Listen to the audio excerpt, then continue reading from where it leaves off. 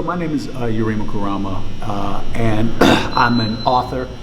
I'm a liberationist. I'm also an artist as well. I do hip hop, spoken word poetry, but most importantly is my liberation. I have a nonprofit organization called the theunitywalk, and I also have two other for-profit businesses. Right now we're currently in the home of Black Wall Street, Tulsa, Oklahoma, and what we do is we usually have our national events. We pick a historically black town or city where black history kind of dwells. So in 2019 we were in Kandara Ruins in Kansas City, Kansas, with our National Unity Walk there. And what was special about Kandara Ruins is that was some of the homes of the Underground Railroad, implemented by the Empress warrior goddess Harriet Tubman. And so this year we're in the home of Black Wall Street, Tulsa, Oklahoma. We were actually supposed to be here last year, but everything's in time, on time, with time. It didn't work out because of the pandemic. And so we didn't want to be in congregation with our people practicing any social distancing and wearing masks and all of that. So we just put it out to the future, and now we are here. The hospitality has been great. The community has been great and forthcoming in making this a very awesome event for us as a group. The energy has been high, and we are just thankful as a group of people to have had a place to come and meet, and we do this yearly. So that's one of the things I do, but more importantly is the liberation work that I do, the street work, the doing everything within my power to unite at least as many of our Aboriginal, Indigenous, melanated people as I can, because at the end of the day, we are in a war for our very lives. And when we talk about genetic empowerment, when we talk about genetic survival, particularly implemented by the European, they believe that their genetic survival depends on our genetic annihilation. And with that genetic survival, that means that they have to take control of all the economics resources on the planet and keep us decapitated from that. And they have been doing that. And right now we are seeing a shift in that. And karma is starting to catch up with many of them, and many of their ancestors, many of their offspring who have implemented and continue to implement these acts of genocide against Aboriginal, Indigenous, melanated people on this planet. And so I'm just a vessel, a conduit to bring about as much change as possible. And I'm walking in my purpose. I'm walking in my light, and I'm just thankful. I'm thankful for people like Deystany who keep black media going and keeps a channel going to get people like myself on. They constantly shut my channels down. They actually took me down on YouTube for life. And so you can still if you punch in Yarima Karama, you can still go in and see some of my videos, but as far as me starting an account, they don't. I'm banned on Facebook right now. I think I got 2 days left on the ban or something like that. So this is just what comes with liberation work and some of the things that I do, and it is a real war, and we need to recognize it as such. I would like to add, you corrected me because I said activism, yeah, and you said liberation. Can you explain the two for someone who, like me, who don't really know the difference, or where was I wrong at if I were by calling you an activist compared to liberate? An activist is usually one who wants to work within the confines of the system. They do groundwork, but they are trying to work and get the system to make some changes to benefit the community as a whole. And just the fact that they are willing to work within that system is what separates. The liberationists, we want the whole system crushed because we know that any little changes, they cannot give us back what is owed to us. Even if they paid reparations, they cannot give us back what is owed to us for the deaths that were inflicted, for the black men and women who were lynched in this country, for the black men who were lynched and castrated, for the black women who were lynched and raped, for the black babies who were murdered, who were used as bait to catch alligators. Yeah, look it up, gator bait. So they cannot pay us back enough. And so when we talk about the little minute changes within the system, usually that's what the activist is after.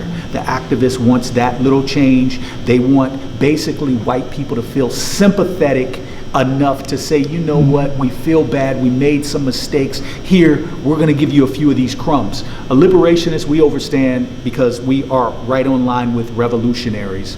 We understand that we are not willing to sell our soul for a few crumbs. We want the whole system obliterated and rebuilt in the structure of righteousness. And that's the only way that this can work, because we understand that we can never be repaid for all the death, bloodshed, and mayhem, the blood that dwells within the soil all over planet Earth of black bodies. Okay, thank you for that. And you use a couple of terms that most people probably don't hear on a regular, like overstand, look it up. What are your other terms? It just made me think of that, that you use. You understand what I'm saying? Like Hashtag we all we got. Okay. And meaning that we are, nobody's going to come and help us. We're under attack by all groups. We're under attack by the Europeans. We're under attack right now by the Asians. The Asians are looking at being the next world power. They have already said that. We're under attack by the Arabs. All of these groups come to our communities. They set up businesses. They extract as much wealth and resources from our communities and put nothing back. They make sure that their children go to college and become slave owners at the expense of our people in our communities by extracting wealth and not putting it back in. Here in the home of Black Wall Street, what's interesting and telling is that when we went on a tour yesterday, the gentleman, Brother Terry, explained that because black business was so thriving here and because money's changed hands the way it did, the black dollar would stay here for at least 6 months, no less.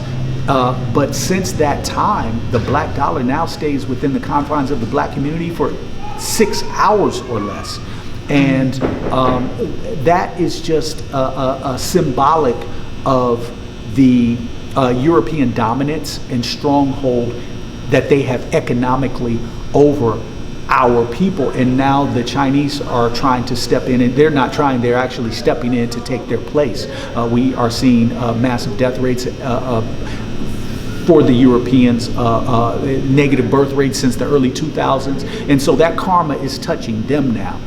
But we have a bigger enemy with the Chinese, because they've already said that if they get in power and they become a world power, and the part of the central bank already moved into China back in 2016, they said if they become a world power, they're going to have it no less than 2,000 years. So they're already buying up ports in the Caribbean, they're buying up ports in Kebulon or Africa, they're buying up ports and land here in the US. And so we have to be very privy that we have no friends. That's where the hashtag we all we got comes from. The look it up is because I did that out of a sense of people not believing black men when we say anything.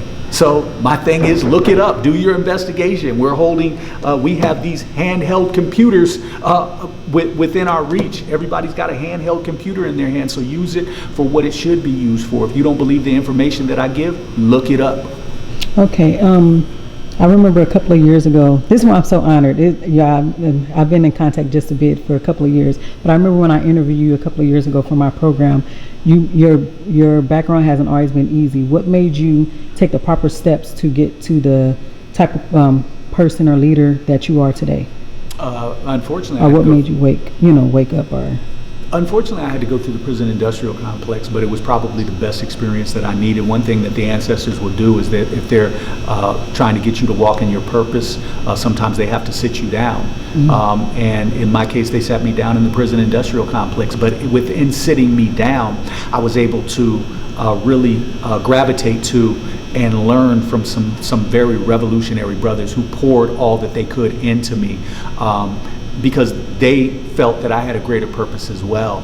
And so brothers like Sunni Adi Akoli, who's Assata Shakur's co-defendant, I had a chance to talk with brothers like him, brothers like Matulu Shakur, who is Tupac's stepfather. I had these type of brothers like Sarge, who was part of the Black Panther Party and had been locked up since 1972 in the federal prison system, and I think just got out in the mid 2000s. So what they do is they take our lives, they take the youth out of us, and then they put us back. They put us back when they feel like we're useless. So these brothers poured into me. I read books. I really made the prison experience my university, and I knew I came out with a purpose. I wrote it down. I'm very intentional. I wrote down what I was going to do, and everything I said I was going to do, I've done it. And now I've created a new vision board. Now it's time to take it to the next level. Okay. And I know that it's not easy holding the status that you hold. What do you do when things get too challenging, or you feel like, because I'm sure you guys have those moments where it's just too much, or maybe I'm assuming, and you just feel like, am I really doing this? Should I continue? What do you do?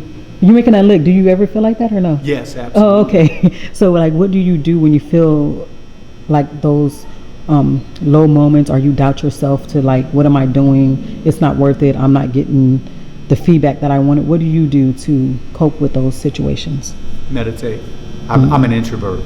It may appear that I have an extrovert-introvert thing going on, so I'm able to kind of change planes and go back and forth. So meditation and getting away from me is very important. Me time is very important. So I take that very serious. When I want to get back grounded, I get away from everybody, and I go to nature. I go to wilderness, and I just get away. I go walk in parks by myself. It's important for me because I know who I am. So I've done the shadow work. I do the internal work daily. I do constant self-checks daily. I look in the mirror. I tell myself I love you. I tell myself that I'm great. I tell myself that I'm very important to this movement. And so when I do get discouraged, and I do, whether it be in my personal life relationships, whether it be in my liberationist lifestyle, when I meet those moments, I take it upon myself to regenerate and take time out for me. Okay, you guys, I'm going to wrap it up because we actually have an event right now. He was kind enough to let me squeeze it in. Any last words or anything you want to give us? Any information or gems you want to give us? Just know that you can walk in your greatness. Okay. Just know that you are here for a purpose. Just know that everybody has a gift, and it's on you to find that gift. Nobody else is going to find that gift for you. There are some people that can lead you. There are some people that can give you some steps, but life moves in step, stages, and degrees, so it's on you to find your gift. Mm-hmm. And once you find your gift, that's what the ancestors, the universe, whatever you want to call it, God, Yahweh, Allah, Jehovah, it doesn't matter. Whatever you want to call it, it's that universal energy, that universal force that has allowed you to be put here to walk in your purpose. But in order to walk in your purpose, you must find your gift, find what that is, and then make sure that you are constantly empowering yourself. One thing that I know, it's nobody else's job to make you happy. It's nobody else's job to empower you. Those are benefits that you get when you are already happy, when you are already empowered. If somebody else comes along and gives you a pat on the back, that's a benefit. But it's on you to pat yourself on the back. It's on you to tell yourself that you love you, because if not, you actually may never hear it. So with that said, I'm Yarima Karama. And if you want to learn more, make sure that you go to my webpage, www.yarimakarama.com. Make sure that you can actually go there to download my app. Also, make sure that you are tapping into my nonprofit organization, The Unity Walk. That's www.theunitywalk.com. We are out here doing liberationist work. We have food drives. We go around the country providing blueprints for black communities so that they can be self-sufficient, self-sustainable, and self-independent. And so with that said, I hope to connect with you. I'm big on getting out amongst our people, feeling that energy. I love you all, and just understand that we're here for a purpose. Let's start walking in it. Okay. Thank you.